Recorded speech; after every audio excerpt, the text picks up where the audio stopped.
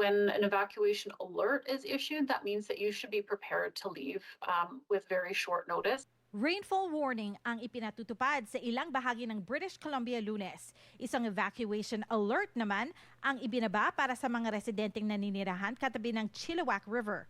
Evacuation order naman para sa ilang residente ng Cowichan Valley sa Vancouver Island. So we really only issue evacuation orders, which means you need to leave your home immediately, as a result of making sure that we're keeping people safe, making sure that we're keeping first responders safe, so that the response to an event like a flood or fire can happen. Ayon sa Pangulo ng Filipino Association of Chilliwack o PHILAC, kahit may atmospheric river rainfall warning ang Environment Canada sa lugar, hindi raw masyadong nag-aalala ang mga Pilipino roon. People in Chilliwack are definitely paying close attention.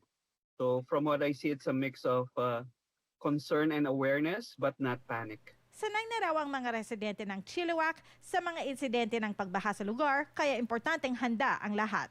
We've seen a lot of flooding in Chilliwack. Freeways over the years have been concerning, and it really highlights how unpredictable these events can be and why preparedness is important for everyone. Ayon sa probinsya, mahalaga ang pagkakaroon ng isang grab-and-go bag para makapaghanda sa anumang emergency. Those grab-and-go bags should include your essentials like medication, like items for your pets. I recommend to have your insurance documents and other important documents with you. It makes things a lot less stressful if you're asked for that kind of information, or if you need to access your insurance in the event you're evacuated or have other impacts to your household. Teresa Barrera, Omni News, Vancouver.